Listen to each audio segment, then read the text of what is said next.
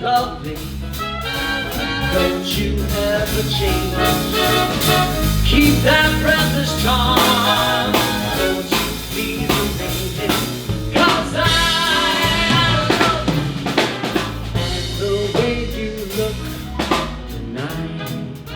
Hey guys, today I want to talk about 3 tips to help you improve your tone as a singer. Now, tone is probably the most important overall thing as a singer because it defines who we are. But there are 3 things that really kind of help you individually improve that tone. The first one might seem really obvious, but it's definitely the most important, and that is your intonation. So the intonation of your actual singing is the most important thing for making yourself have a good sound to your voice and being pleasing.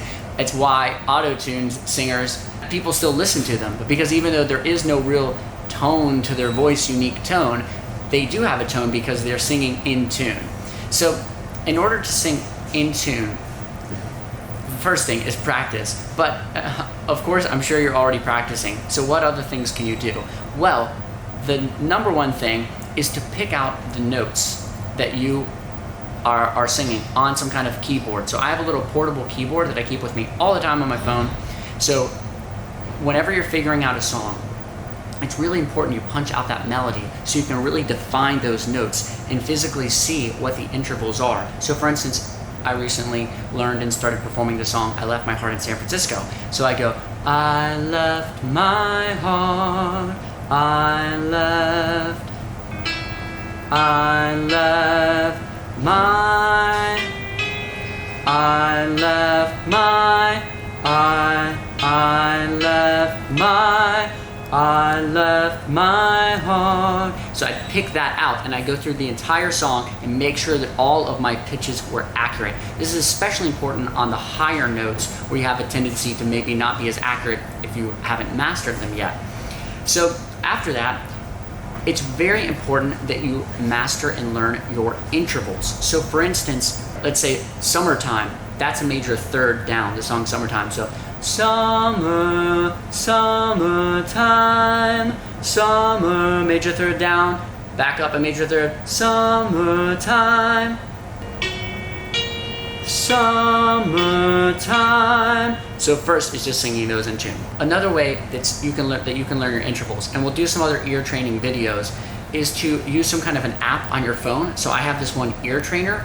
One of my good friends, he really loves the app called Tenuto, and he's a great musician. So check those out, ear trainer or Tenuto, both of them the paid app version, but they're great for doing every single day. I do those every day. And let's see if it's working. All right, I'll hit 2 notes on here and then I'll tell you if I can get the interval right.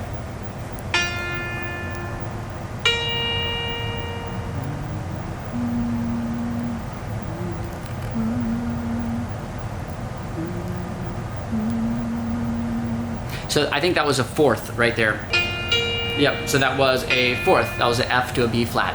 Okay, so it's very important that you do this so as soon as you hear those notes, you know what that interval is, and that interval is something that is ingrained in you.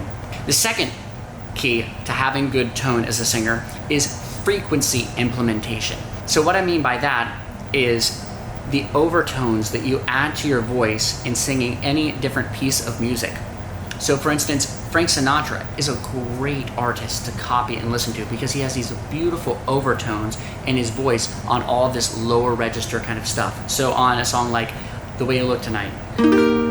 Someday when I'm awfully low, when the world is cold. So he's got this someday, this, or if we did it without the Frank Sinatra overtone, it might be someday.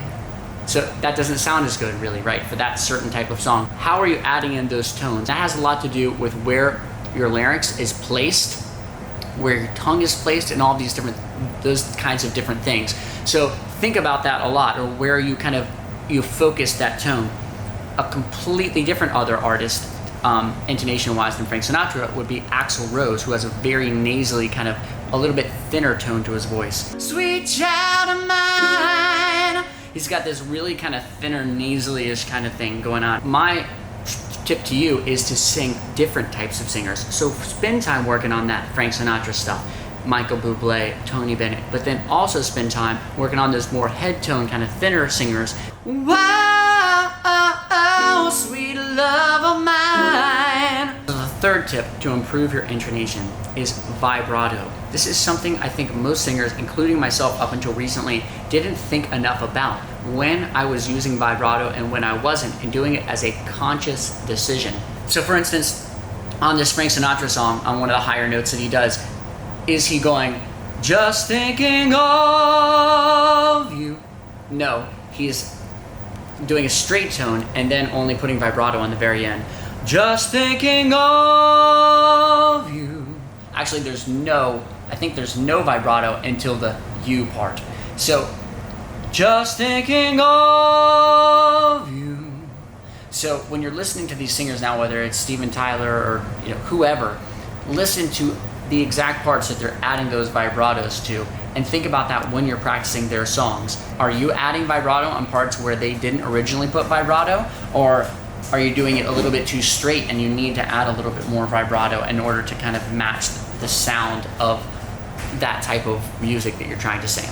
When the world is cold, I will feel it glow, just thinking of you and the way you look tonight.